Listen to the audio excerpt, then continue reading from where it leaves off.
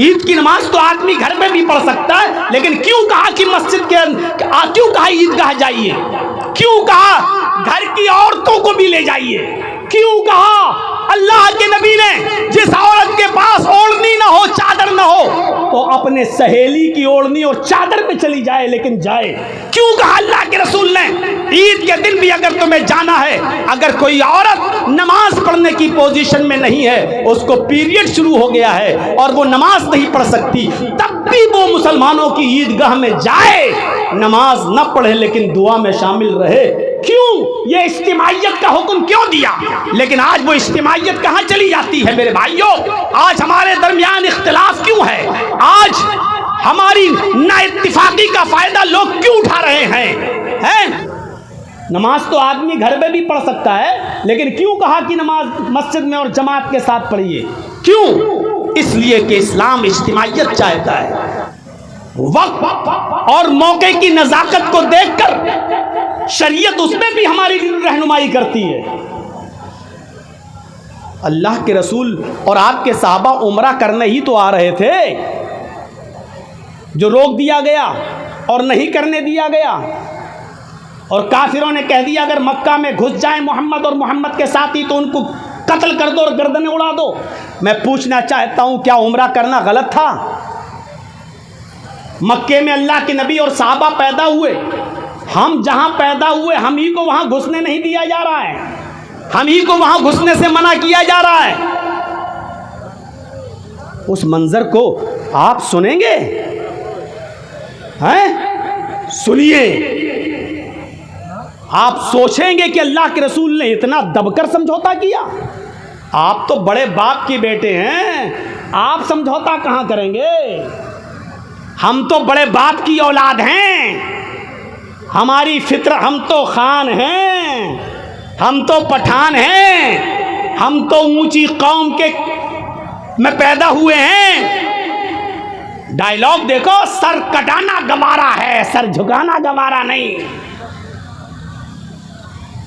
ये मौका था, ये महल था, आई लव मोहम्मद का जलूस निकालना और लेके चलना और वरगलाना और कहना और चीखना कि हम तो निकालेंगे मोहम्मद के नाम पर हमारी जानें भी कुर्बान। और जब डंडे बरसे और लाठियां चली तो चप्पल गिन नहीं पा रहे थे कि कितनी चप्पलें हैं, कहां चली गई थी वो मोहब्बत। कोई अल्लाह के नबी भी अपने साहबा के साथ निकले थे, मदीने से चल चुके थे, हुदैबिया के मकाम पर पहुंच चुके थे। और यहाँ जितने लोग बैठे पूछिए, हज करने गए होंगे, उम्रा करने गए होंगे, हुदैबिया का मकाम देखा है?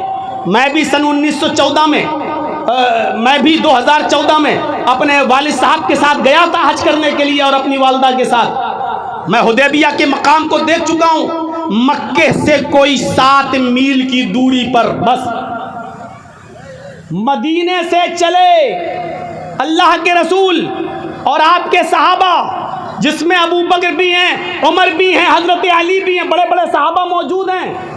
ये काफिला मदीने से चला। आजकल की तरह ये ज़माना नहीं था कि मौलाना जगजीत साहब पटना से 1 बजे दिन में वंदे भारत पे बैठे और शाम को 7 बजे आपके किशनगंज में उतर गए और जलसे में आके कहने की सफ़र बहुत लंबा था, बहुत थक चुका हूँ, तबीयत खराब है। ये वो दौर नहीं था। घोड़े का सफ़र, खच्चर का सफ़र, ऊंट का सफ़र, लाइटों का ज़माना नहीं। रास्ते में कितनी तकलीफ का से गुजरना हुआ होगा आपको।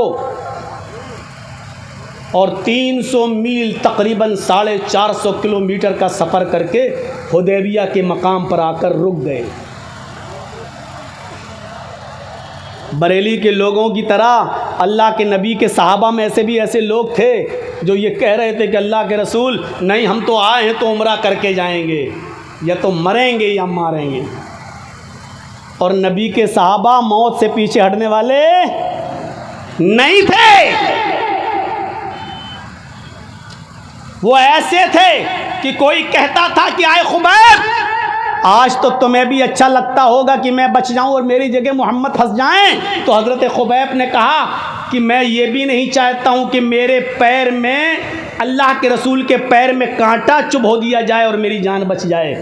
अगर मुझसे कहोगे कि सिर्फ अपने पैर में कांटा चुभो लेने दो, मैं मोहम्मद को छोड़ दूंगा, तो अल्लाह की कसम मैं मोहम्मदुर रसूलुल्लाह सल्लल्लाहु अलैहि वसल्लम के पैर में कांटा भी नहीं चुभोने दूंगा, अपनी जान दे दूंगा, लेकिन नबी के पैर में कांटा भी चुभाने की इजाजत नहीं दूंगा। इतनी मोहब्बत थी सहाबा को।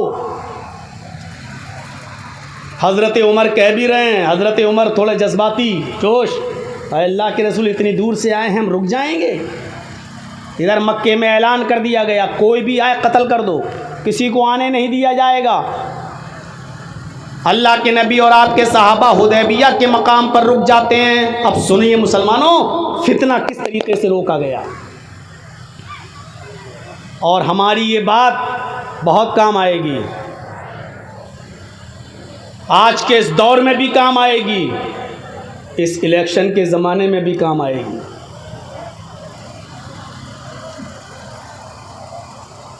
हम किसी पार्टी के एजेंट नहीं हैं, ना हम किसी पार्टी का प्रचार करने आए हैं।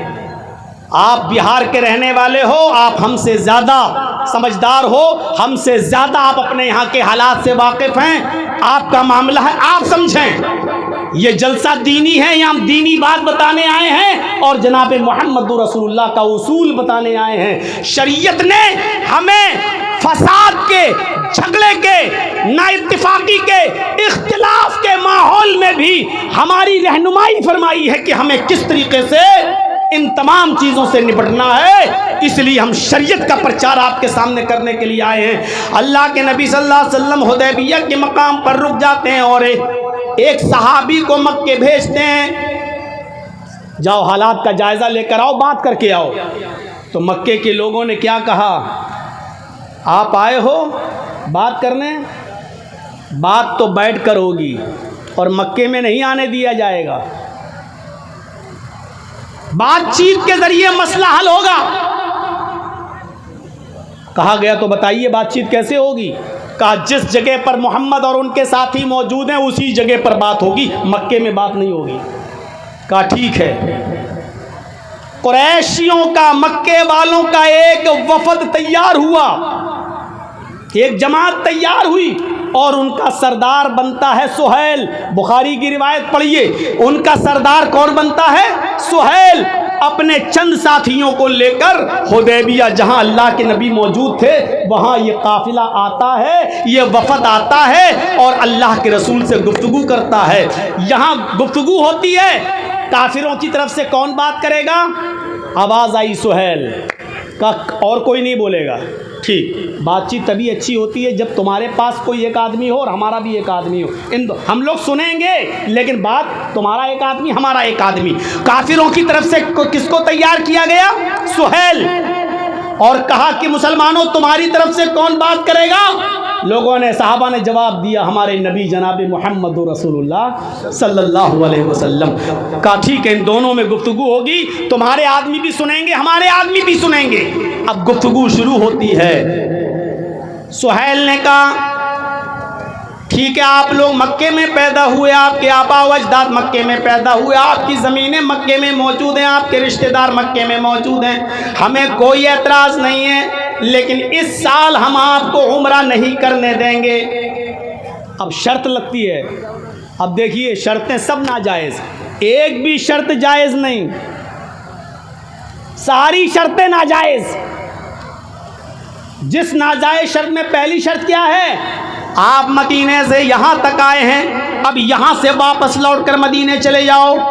ये नहीं कहा आप आ ही गए हो तो उम्रा कर लो, ये नहीं कहा। इस साल आपको वापस जाना होगा, आप और आपके सारे साथियों को वापस जाना होगा, हम आपको इस साल उम्रा नहीं करने देंगे।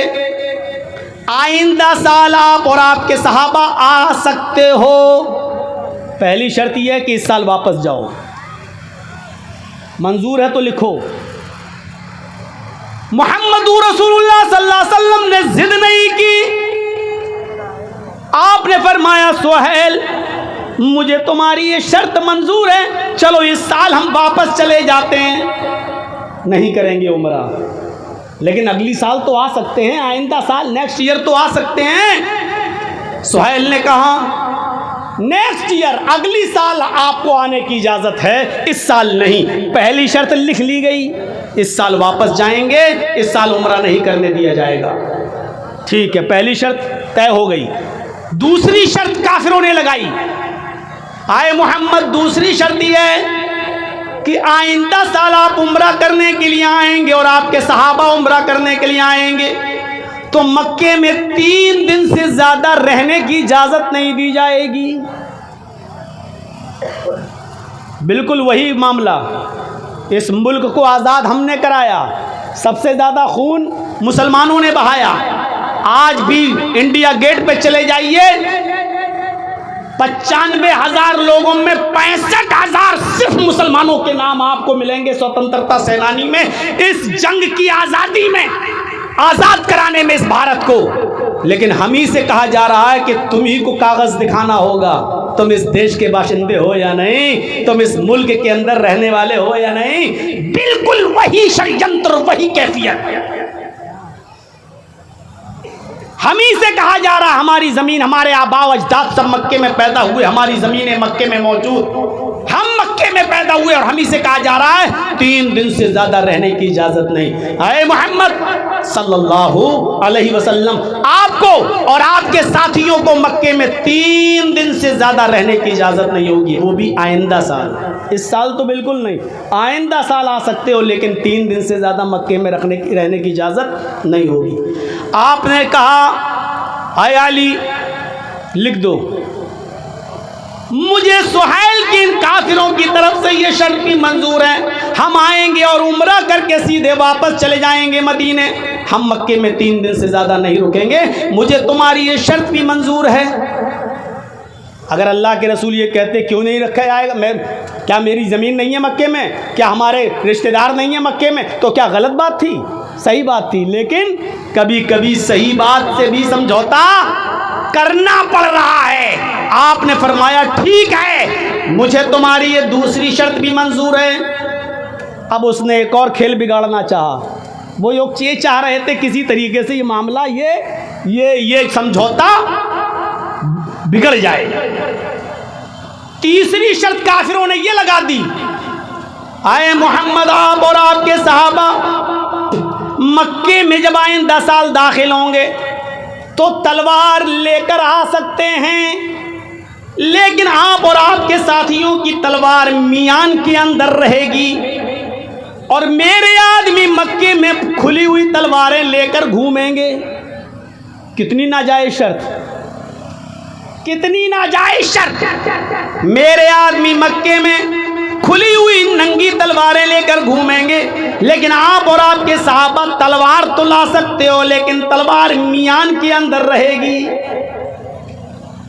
अल्लाह के नबी ने इस समझौते पर भी साइन किए, तस्लीम करते हुए फरमाया, आए सुहैल, हम लड़ने के इरादे से आएंगे ही नहीं, इसलिए हमें तुम्हारी ये शर्त भी मंजूर है, हम अपनी तलवारें मियान में रखेंगे, तुम अपनी तलवारें खुली हुई लेकर घूमना, हमें कोई मतलब नहीं है, हमारा इरादा लड़ने का होगा ही नहीं, हम तो उम्रा करने आएंगे और चले जाएंगे। तीसरी शर्त भी मान ली। आज एक मामूली आदमी नहीं मान सकता, पंचायत बैठ भी जाए तब भी कहते पंचों का फैसला सर आंखों पर, लेकिन परनाला मेरा यहीं बहेगा, हम बड़े बाप के बेटे हैं। मेरे भाइयों, तीसरी शर्त वो भी मान ली। हज़रत उमर ऐसे देख भी रहे हैं, ये क्या कर रहे हैं अल्लाह के रसूल। वो हज़रत उमर जिनकी तलवार जल्दी जल्दी मियान से निकलती थी,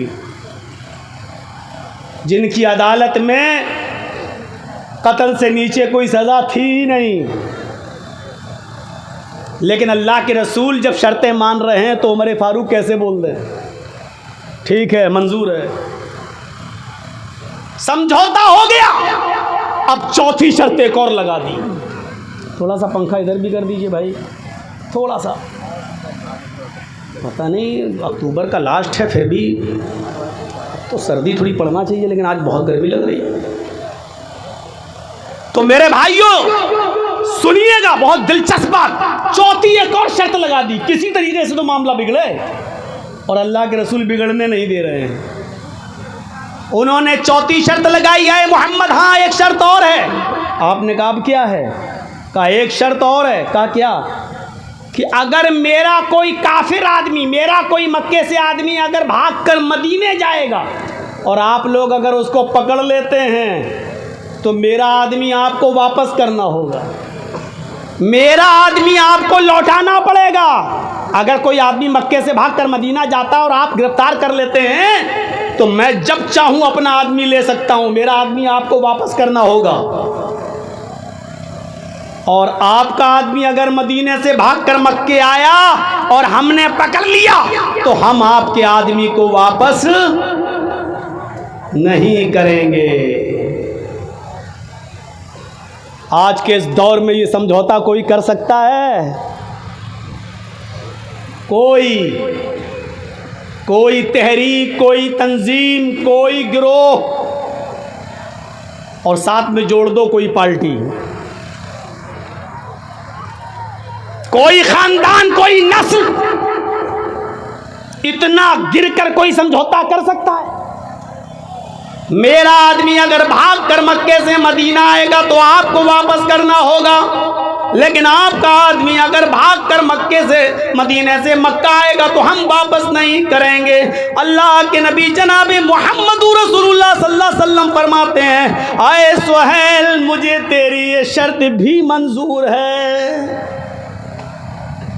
हजरत उमर ने कहा, अल्लाह के नबी ये शर्त? मेरा आदमी ये वापस नहीं करेंगे और इनका आदमी मैं वापस करूं? अल्लाह के नबी ने फरमाया, आए उमर तुम नहीं जानते हो, जो मेरा हो जाता है वो जाने का नाम भी नहीं लेता।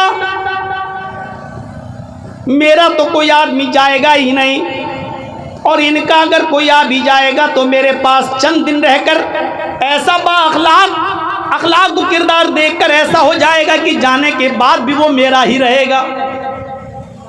मुझे आए सुहैल तेरी ये शर्त भी मंजूर है, ये भी मंजूर कर लिया और लिख दिया गया मोहम्मदुर रसूलुल्लाह को ये समझौता मंजूर है।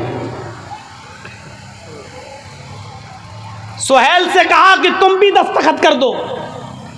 सुहैल ने जब पढ़ा तो अब एक और नाजायज शर्त, और इतनी ख़राब शर्त, उसने कहा, आए मोहम्मद सल्लल्लाहु अलैहि वसल्लम, इस पर रसूलुल्लाह लिखा हुआ है, मैं आपको रसूल मानता ही कब हूँ, रसूलुल्लाह काटो। लिखो मोहम्मद इब्ने अब्दुल्लाह को ये समझौता मंजूर है। अगर ये लिखोगे मोहम्मदुर रसूलुल्लाह को समझौता मंजूर है तो हम समझौता ही नहीं करेंगे। हम आपको रसूल मानते ही कहाँ हैं? अगर रसूल मान लें तो झगड़ा ही किस बात का है? फिर तो झगड़ा ही ख़त्म है। आप कहते हो मैं अल्लाह का रसूल हूँ और हम आपको अल्लाह का रसूल मानते ही नहीं है, इसलिए लिखो हम ये मानते हैं कि आप अब्दुल्लाह के बेटे अब्दुल मुत्तलिब के पोते हैं। आप ये लिखिए कि मोहम्मद इब्ने अब्दुल्लाह को ये शर्तें मंजूर हैं, रसूलुल्लाह काटिए। आपने हज़रत अली से कहा, अय अली रसूलुल्लाह काट दो। फसाद रोकने के लिए, खून खराबा रोकने के लिए लफ्ज़ रसूल तक कटवाने के लिए तैयार हो गए मोहम्मदुर रसूलुल्लाह। इससे ज़्यादा कोई अमन पसंद इंसान होगा? इससे ज़्यादा कोई अमन और शांति को चाहने वाला होगा? काश ये गोदी मीडिया मोहम्मदुर रसूलुल्लाह सल्लल्लाहु अलैहि वसल्लम के इस अमन वाले समझौते को पढ़ती, गौर करती और देखती और छापती और बताती कि मोहम्मदुर रसूलुल्लाह ने अमन कायम करने के लिए और शांति को बहाल करने के लिए लफ्ज़ रसूलुल्लाह तक कटवाने के लिए तैयार हो गए। हज़रत अली ने कहा, अल्लाह के नबी क्या आप रसूल नहीं हैं? कहा, जी मैं तो रसूल हूँ।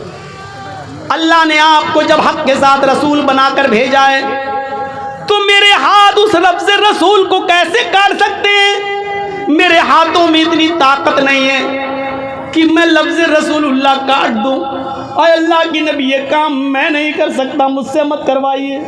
जब आप रसूलुल्लाह हैं तो मैं रसूलुल्लाह कैसे काट दूँ? मोहब्बत देखिए, कोई ज़रूरी नहीं कि झंडा लेकर निकला जाए तभी मोहब्बत है, दिल का फ़ोटो बनाया जाए तभी मोहब्बत है। आए अल्लाह के रसूल, मैं लफ्ज़ रसूलुल्लाह नहीं काट सकता अपने हाथ से। अल्लाह के नबी ने फरमाया लाओ कलम मुझे दो। हज़रत अली ने कलम दे दिया। बुखारी की हदीस, बुखारी की रिवायत, अल्लाह के नबी ने कहा अली मुझे बताओ कि कहाँ लिखा है रसूलुल्लाह, मुझे बताओ रसूलुल्लाह कहाँ लिखा है।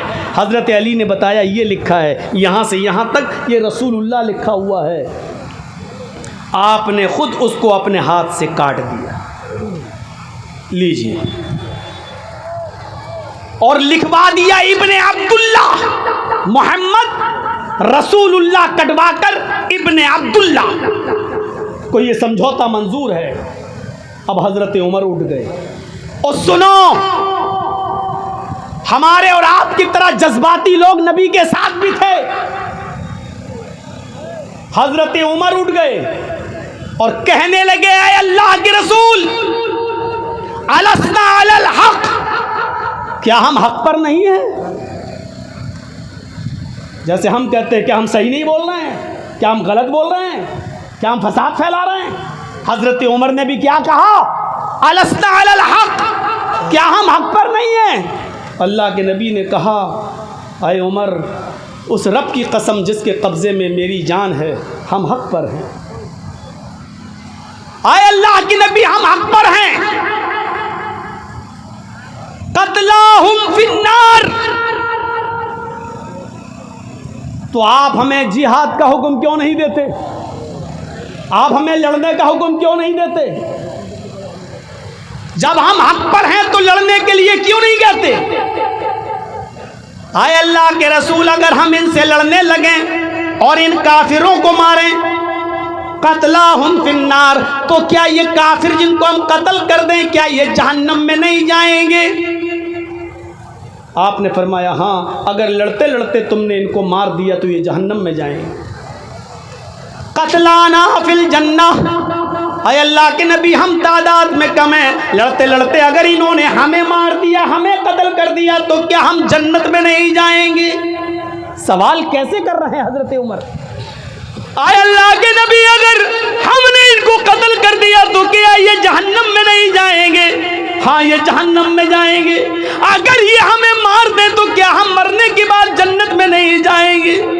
आपकी आंखों में आंसू आ गए। फरमाया हाँ, अगर ये तुम्हें कत्ल कर दे तो तुम जन्नत में जाओगे। फरमाया जब दोनों हालत में हमारी जीत है, हम इनको मारे तो ये जहन्नमी, ये हमें मारे तो हम जन्नती, फिर आप हमें लड़ने से क्यों रोक रहे हैं? हम आए हैं तो उम्रा करके जाएंगे। अल्लाह के नबी फरमाते उमर, मैंने समझौता कर लिया है, मैंने वादा कर लिया है, मैंने सिग्नेचर कर लिया है। जो मैं देख रहा हूं वो तुम नहीं देख रहे, जो मैं समझ रहा हूं वो तुम नहीं समझ रहे, जो मुझे जो दिखाई दे रहा वो तुम्हें नहीं दिखाई दे रहा है। आज अगर दबकर समझौता करेंगे तो कल मक्का पे हम कब्जा कर लेंगे, और आज अगर हम लड़ गए तो लड़कर मर कर यहीं खत्म हो जाएंगे। फिर कोई अल्लाह अल्लाह कहने वाला ना होगा, फिर हमारी तादाद घट जाएगी। इसलिए अभी वक्त का तकाजा है कि इनसे समझौता कर लो। आपने फरमाया जो मैं समझ रहा हूं वो तुम नहीं समझते हो, और आपने समझौता कर लिया और वापस चले गए और सारी शर्तें मान ली उन काफिरों की। अल्लाह के नबी जनाब मुहम्मदुर रसूलुल्लाह सल्लल्लाहु अलैहि वसल्लम ने, और फिर मदीने से दीन का प्रचार चला, और फिर अगले साल खाने काबा में उम्रा करने आए, और उसके बाद धीरे धीरे फिर इस्लाम फैला, और फिर ऐसा इस्लाम फैला, ऐसा फैला कि फिर एक दिन 10,000 सहाबा के साथ मक्के के अंदर फातिहाना दाखिला होता है। और वही अल्लाह के नबी उस मक्के के उसी खाने काबा में जिसमें 360 मूर्तियां रखी हुई थी, 360 बुत रखे हुए थे, उसी खाने काबा में दाखिल होते हैं। हजरत अली के कांधे पर सवार होते हैं, आपके हाथ में छड़ी होती है, और खाने काबा में घुसकर एक एक बुत को छड़ी से गिराते जाते और कहते जाते जाल हक हक़्क़ु व ज़हक़ल बातिल इन्नल बातिला काना ज़हूक़ा। जाल हक़्क़ु व ज़हक़ल बातिल इन्नल बातिला काना ज़हूक़ा। हक़ आ गया और बातिल मिट गया, हक़ आ गया और बातिल मिट गया, और बातिल को तो मिटना ही था। हक़ आ गया और बातिल मिट गया, और बातिल को तो मिटना ही था, खत्म होना ही था। एक एक करके एक एक बुत को गिराते जाते और यही कहते जाते हक़ आ गया और बातिल मिट गया, और बातिल तो मिटने ही वाला था। ये कहते गए और मक्के को 360 बुतों से पाको साफ कराया और मक्के के अंदर फातिहाना दाखिला हुआ। अगर अल्लाह के रसूल उस वक्त समझौता न करते तो क्या मक्के में शानदार फातिहाना दाखिला होता? ये जीत की निशानी थी। उस वक्त समझौता करना काफिरों को लग रहा था कि हम जीत गए, लेकिन हकीकत ये थी कि ये थोड़ी देर के लिए समझौता कर लेना और मान लेना इस बात की दलील थी कि आगे का मुस्तकबिल बहुत अच्छा है, फ्यूचर बहुत अच्छा है। इस समझौते की रोशनी में हम हालात का जायज़ा लें। उसमें भी सहाबा थे, कुछ कह रहे थे अल्लाह के नबी बिल्कुल सही कर रहे हैं, और कुछ कह रहे थे कि अल्लाह के रसूल को इतना रुस्वा भरा, इतना बेइज्जती वाला, इतना जिल्लत भरा समझौता नहीं करना चाहिए। आज भी अगर चंद लोगों की बात होगी तो चंद लोग कहेंगे हमें भी इतना जलील नहीं होना चाहिए।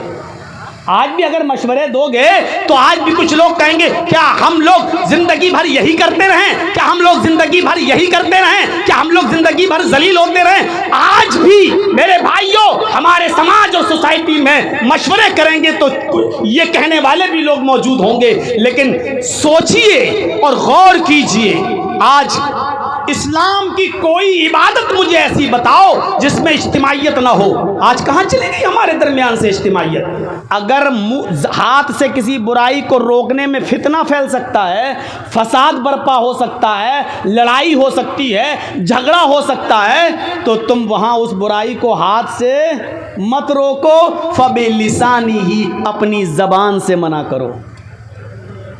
लेकिन कभी कभी ज़बान चलाना भी बड़ा मुश्किल हो जाता है, और ज़बान से कहने में भी फितना और फसाद फैल सकता है। इसलिए अल्लाह के रसूल ने यह नहीं कहा कि ज़बान से हर हाल में कहो और उस बुराई को ज़बान से कहकर मिटाओ, नहीं। फमल्लम यस्तति फबिक़ल्बिही, अगर ज़बान से कोई बात कहने में बुराई के मिटाने के लिए अगर उसमें भी झगड़ा हो सकता हो, उसमें भी फसाद हो सकता हो, उसमें भी लफड़ा हो सकता हो, उसमें भी खून खराबा हो सकता हो, तो तुम ज़बान से भी उनको मना मत करो। फबिक़ल्बिही, तो दिल से बुरा जानो, लेकिन फितना और फसाद ना फैलाओ, ये कहा। अब आप अंदाज़ा लगा सकते हैं, बुराई को इतने ज़ोर शोर के साथ मिटाने का हुक्म दिया कि हाथ से रोको, लेकिन अगर हाथ से रोकने में फितना और फसाद, खून खराबा होने का डर हो तो हाथ से मत रोको, ज़बान से मना करो। और ज़बान से मना करने में भी खून खराबा फैल सकता हो तो ज़बान से भी मत कहो, बल्कि दिल से बुरा जानो और ख़ुद उस जगह मत जाओ, हट जाओ। ठीक है, इसको मैं बारात मना करूँगा तो ये हमारे ऊपर पिल पड़ेंगे, तो जर्जी साहब आप खुद बारात में मत जाइए, दिल से बुरा जानिए, अपने घर बैठिए, चुपचाप रहिए। ये ज़ालिका ज़अफ़ुल ईमान, ये ईमान का सबसे कमज़ोर दर्जा है। मेरी बात आप समझ गए होंगे कि मेरा इशारा किस तरफ है, मैं कहना क्या चाह रहा हूँ। ये मुनाफिकों का वस्फ़ है कि जब उनसे कहा जाता है कि ज़मीन में फसाद मत फैलाओ तो अकड़ कर कहते हैं मैं तो हक बात कह रहा हूँ, मैं तो इस्लाह कर रहा हूँ, मैं सही बात बोल रहा हूँ। आपके सही बात कहने का इनकार मैं नहीं कर रहा हूँ, आप सही बात गलत जगह पर कह रहे हैं और गलत वक्त पर कह रहे हैं। अब रमज़ान का महीना चल रहा हो, आप कुर्बानी के अहकाम बताएं तो सही नहीं है। रमज़ान के महीने में आप खुतबा दें कि कुर्बानी ऐसे करो, जानवर को ऐसे लिटाओ, इतना दांत का जानवर होना चाहिए, इतना उसकी उम्र होनी चाहिए, तो आपको लोग बेवकूफ़ कहेंगे, जबकि आप सही बात बोल रहे हैं, कुरान और हदीस बोल रहे हैं। लेकिन उस वक्त ये मौका नहीं है। रमज़ान के महीने में आपको रमज़ान के मसाइल बताना पड़ेंगे, ईद उल अज़हा के महीने में आपको ईद उल अज़हा के मसाइल बताना पड़ेंगे, कुर्बानी के मसाइल बताना पड़ेंगे। मेरे भाइयों, इसी तरीके से हक बात कहने का और सही बात कहने का एक मौका होता है, उस मौके पर आप कहिए, और एक वक्त होता है, उस वक्त पर वो बात कहिए तो अच्छी लगती है। तो मुनाफिक वक्त और टाइम नहीं देखता है, कहता है इन्नमा नहनु मुस्लिहून, हम तो इस्लाह करने वाले हैं। लेकिन अल्लाह ने क्या कहा, अला, होशियार रहना ऐसे लोगों से। इन्नहुम हुमुल मुफ्सिदून वलाकिन ला यशऊरून, ये इस्लाह फैलाने वाले लोग नहीं हैं, इस्लाह करने वाले लोग नहीं हैं, ये समाज का भला चाहने वाले लोग नहीं हैं, यही फसादी हैं, यही मुफसिद हैं। वलाकिन ला यशऊरून, इनको पता नहीं है, ये जानते नहीं है। ये समझ रहे हैं कि मैं बहुत अच्छा काम कर रहा हूँ, ये समझ रहे हैं कि मैं बहुत नेक काम कर रहा हूँ, हालांकि नेक काम करने का ये वक्त नहीं था। अब मैं एक दो मिसालें आपके सामने रखूँगा। 35 साल की उम्र थी नबी अकरम सल्लल्लाहु अलैहि वसल्लम की, यानी 40 साल के बाद आप रसूल बने। अभी नबी भी नहीं बने थे, अभी रिसालत भी नहीं मिली थी, नबूवत भी नहीं मिली थी। उम्र कितनी थी? 35 साल। और मक्के में तेज़ बारिश हो गई, सैलाब आ गया, और खाने काबा जिसका हम और आप सब तवाफ़ करते हैं, उस खाने काबा में शिकाफ पड़ गया, वो ढह गया, वो गिर गया। तो मक्के के लोगों ने अज सरे नौ दोबारा खाने काबा को बनाकर तैयार किया। ये सब का अकीदा था कि अल्लाह का घर है, खाने काबा को बनाकर तैयार किया। जब खाने काबा बनकर तैयार हो गया, आप लोग थोड़ा जल्दी करिए, बीच में खड़े होकर चंदा करने को मैं मना नहीं कर रहा हूँ, लेकिन थोड़ा सा डिस्टर्ब हो रहा है, जल्दी कीजिए। मदरसे का काम है, वो तो करना ही है, वो तो ज़रूरी है, इसी मकसद से जलसा हुआ है, उसमें कोई रुकावट नहीं, लेकिन थोड़ा जल्दी जल्दी। खाने काबा जब बनकर तैयार हो गया दोबारा, तो जो हजरे अस्वद था, हजरे अस्वद जिसको हम और आप जाकर चूमते हैं, जो वहाँ तक पहुँच जाए, बोसा लेते हैं, उस हजरे अस्वद को रखने का जब नंबर आया, उसको उसी जगह पर रख दिया जाए जहाँ वो रखा है, तो उसको रखना था। तो बड़े बड़े कबीले लड़ने लगे, बड़े बड़े कबीले लड़ने लगे, ख़ानदान लड़ने लगे। ये कहता है मेरा कबीले का सरदार रखेगा, दूसरा कबीला कहता नहीं, इस हजरे अस्वद को मेरे कबीले का सरदार रखेगा, तीसरा खड़े होकर कहता है इसको मेरे कबीले का सरदार रखेगा, चौथा कहता है इसको। अलगर्ज बड़े बड़े कबीले लोग लड़ने लगे और कहने लगे कि नहीं, इस हजरे अस्वद को उठाकर उसकी जगह पर रखने का हक सिर्फ हमारे कबीले को हासिल होगा। यहाँ तक कि तलवारें निकल आईं, लड़ने पर आमादा हो गए, खून खराबा फैलने की नौबत आ गई, खून खराबा फैलने की नौबत आ गई। अब आप लोग अपनी जगह पर बैठे रहिए, जिसको जब कोई नजराना तोहफा मदरसे को देना हो, सदका, तो इंशाअल्लाह मैं आपको मौका दूंगा, तकरीर के बाद मैं बैठूंगा, मुझसे मुसाफा भी करिएगा, और मेरे हाथ पर इस मदरसे के लिए आपको कुछ देना भी होगा। आप उसकी जेब से मैं निकालूंगा ज़रूर, अपनी मोहब्बत देखूंगा। 26 साल से करते चले आ रहे हैं, अब तक बुला रहे हैं, तो आज भी देखता हूँ कि आपको कितनी मोहब्बत है हमसे और मेरी कितनी बात मानते हैं। लेकिन बीच में उठ कर थोड़ा डिस्टर्ब मत कीजिए। तो मेरे भाइयों सुनिए, खून खराबे की नौबत आ गई, तलवारें निकल आईं, फितना फैल गया। तो उस वक्त एक बुजुर्ग आदमी खड़ा हुआ कौम का और कहने लगा, लड़ो नहीं, खून खराबा अच्छी बात नहीं है। एक काम करते हैं कि आज सब लोग अपने घर पे जाओ, हजरे अस्वद को यहीं रहने दो, आज सब लोग अपने घर पे जाओ, कल सुबह सबसे पहले खाने काबा में जो आ जाएगा, सबसे पहले खाने काबा में जो आ जाएगा उसी को जज मान लिया जाएगा, उसी को फैसल मान लिया जाएगा, और वो जो फैसला करेगा उसके फैसले को हम और आप सब तस्लीम कर लेंगे।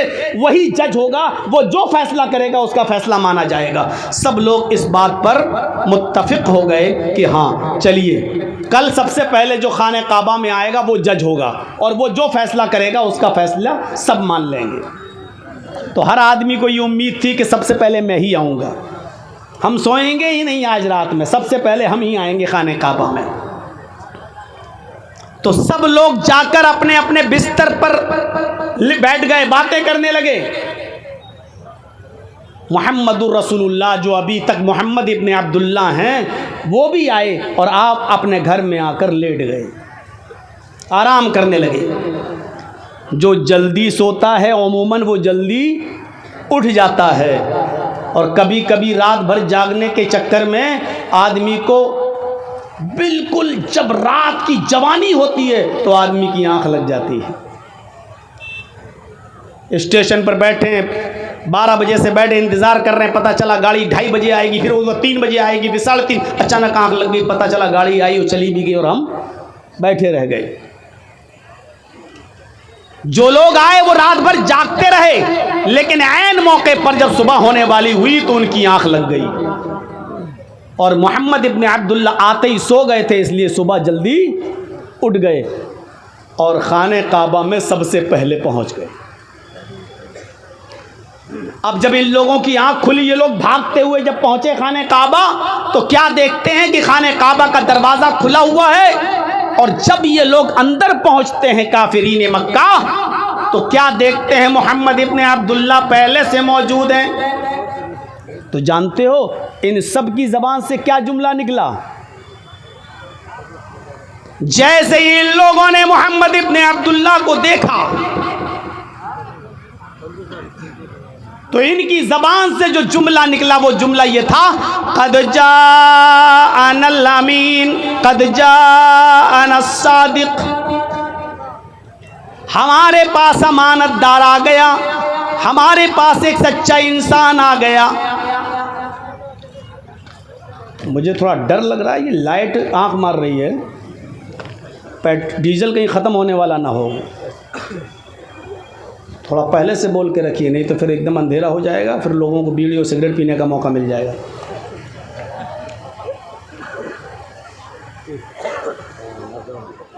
तो तवज्जो दीजिएगा, लोगों की ज़बान से ये जुमला निकला, क़द जाअनल अमीन क़द जाअनस सादिक़, हमारे पास अमानतदार आ गया, हमारे पास सबसे सच्चा इंसान आ गया। यानी अभी तक अल्लाह के रसूल होने का दावा नहीं किए, लेकिन मक्के के लोग आपको पहले ही से सच्चा मानते थे और अमानतदार मानते थे, और सारे लोग चीख पड़े, आप जो भी फैसला करेंगे हमें मंजूर है। जर्जीस साहब के खिलाफ मुकदमा चल रहा हो लोअर कोर्ट में, लोअर कोर्ट का फैसला जर्जीस साहब के फेवर में होगा तो हम मानेंगे, मेरे खिलाफ हो गया तो हम हाई कोर्ट जाएंगे। हाई कोर्ट का फैसला मेरे हक में हुआ तो ठीक, नहीं हुआ तो हम सुप्रीम कोर्ट जाएंगे। ऑप्शन है ना, यहां कोई ऑप्शन नहीं। मक्के के सारे लोगों ने कहा, अरे मोहम्मद, हमने पूरी जिंदगी में आपको कभी झूठ बोलते हुए नहीं देखा, इसलिए आप जो भी फैसला करेंगे मंजूर है। अभी फैसला किया नहीं अल्लाह के नबी ने, लेकिन लोगों ने मानने का इकरार पहले कर लिया कि आप जो भी फैसला करेंगे हम आपका फैसला मान लेंगे, चाहे वो मेरे फेवर में जाए, चाहे वो मेरे खिलाफ जाए, चाहे वो मेरे हक में जाए, चाहे वो मेरे खिलाफ जाए, आपका फैसला हम मान लेंगे। मोहम्मद इब्न अब्दुल्ला फरमाते हैं, क्या तुम सब लोग मेरे फैसले को मानोगे? कहा जी। अब अक्लमंदी देखिए, फितने को कैसे रोका, फसाद को कैसे रोका, खून खराबे को कैसे ख़त्म किया। अब अल्लाह के नबी सल्लल्लाहु अलैहि वसल्लम क्या करते हैं, जब आपने इकरार करा लिया सबसे, मेरी बात मानोगे? कहा जी। सब ने कहा कि हम मान लेंगे। आपने एक चादर जो आपके पास थी, उस चादर को आपने जमीन पर बिछाया और उस चादर के ऊपर आपने हजर अस्वद को रख दिया और आपने कबीले के सरदारों से कहा कि तुम ये कोना पकड़ो, तुम ये कोना पकड़ो, तुम ये कोना पकड़ो, तुम ये कोना पकड़ो। सब लोगों ने एक एक कोना पकड़ लिया। जो चार बड़े बड़े कबीले लड़ रहे थे आपस में, उन चारों कबीलों के सरदारों से आपने चादर का एक एक कोना पकड़वा दिया और फिर आपने कहा इसको उठाओ। सब लोगों ने उसको चादर को उठाया। हजर अस्वद भी उठ गया जो उस चादर में रखा हुआ था, हजर अस्वद भी उठ गया। आपने कहा इस चादर को लेकर चलो खाने काबा के पास। सब लोग उस चादर को लेकर आए। जब खाने काबा तक पहुंचे तब अल्लाह के रसूल ने उसको हजर अस्वद को अपने हाथ से उठाकर वहां पर रख दिया जहां पर वो आज भी मौजूद है। अपने हाथ से उठाकर रख दिया। इस फैसले से सब खुश हो गए। हर कबीले का सरदार ये कहने लगा कि हजर अस्वद को मैंने उठाया, वो कहता मैंने उठाया, वो कहता मैंने उठाया, चौथा भी कह रहा मैंने उठाया, और सबको कोई शिकायत का मौका नहीं मिला। ये थी अल्लाह के नबी सल्लल्लाहु अलैहि वसल्लम की अक्लमंदी, ये थी नबी अकरम सल्लल्लाहु अलैहि वसल्लम की दूरअंदेशी। और नबी बनने से पहले जिस नबी की अक्लमंदी और दूरअंदेशी का ये आलम हो, तो नबी बनने के बाद उस रसूल की अक्लमंदी और दूरअंदेशी का आलम क्या होगा। फितना और फसाद किस तरीके से रोक दिया। जो कौम तलवार से नीचे किसी की बात ही नहीं करती थी, इतनी लड़ाका कौम, एक कबीले की बकरी दूसरे के कबीले के खेत में चली गई। एक बकरी इस कबीले की उस कबीले के किसी आदमी के खेत में चली गई। उसने उसको डंडा मार दिया, उस बकरी के टांग में चोट आई, बकरी लंगड़ाते हुए अपने घर आई। इस कबीले के लोग उस कबीले के लोगों से लड़ने लगे, तूने मेरी बकरी को लाठी क्यों मारी। उसने कहा तेरी बकरी मेरे खेत में कैसे आई। बकरी तो बच गई, लेकिन दोनों कबीले मेरे भाइयों लड़ाई लड़ते हैं तो ये लड़ाई 27 साल तक चलती रहती है और रुकने का नाम नहीं लेती। आप अंदाजा लगाएंगे कितनी खतरनाक कौम थी ये। बकरी नहीं मरी, बकरी की सिर्फ टांग टूटी, लेकिन दोनों कबीलों में जब लड़ाई हुई तो ये लड़ाई 27 साल तक चलती रही। और 27 साल के बाद जब आपस में मिलन होता है, मुलाकात होती है, दोनों कबीलों को मिलाया जाता है, उस वक्त दोनों कबीलों के अफराद के मरने वालों की तादाद गिनी जाती है तो पता चलता है कि दोनों कबीलों के तकरीबन 40,000 अफराद अब तक मर चुके हैं। एक बकरी के चारा खाने की वजह से। कितनी खतरनाक कौम थी। इस कौम को इंसान बनाया मोहम्मदुर रसूलुल्लाह सल्लल्लाहु अलैहि वसल्लम ने। वज़कुरू निअमतल्लाहि अलैकुम इज़ कुंतुम अदाअन फ़अल्लफ़ बैन क़ुलूबिकुम फ़अस्बहतुम बिनिअमतिही इख़वाना। तुम अल्लाह की उस नेमत को याद करो जो उसने तुम्हारे ऊपर बर्पा की, जो उसने तुम्हारे ऊपर नाफिज की, जो उसने तुम्हारे ऊपर बरसाई। इज़ कुंतुम अदाअन, आपस में तुम एक दूसरे के दुश्मन थे, आपस में तुम एक दूसरे के हरीफ थे, आपस में तुम एक दूसरे के दुश्मन थे। अल्लाह ने तुम्हारे दिलों में उल्फत डाल दी, अल्लाह ने तुम्हारे दिलों में मोहब्बत डाल दी। फ़अस्बहतुम बिनिअमतिही इख़वाना, तो तुम अल्लाह की इस नेमत से आपस में भाई भाई बन गए।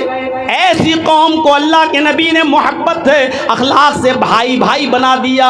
एक दूसरे के लिए लड़ने, एक दूसरे को मारने वाले, एक दूसरे के लिए अपनी जान देने लगे, एक दूसरे के लिए अपनी जान निछावर करने लगे। ऐसा भाई बना दिया मोहम्मदुर रसूलुल्लाह सल्लल्लाहु अलैहि वसल्लम ने। इसलिए हमें और आपको ये देखना है कि मौका और महल क्या है। हर सही बात हर वक्त नहीं बोली जाती, हर सही काम हर वक्त नहीं किया जाता, ये भी सुन लीजिए।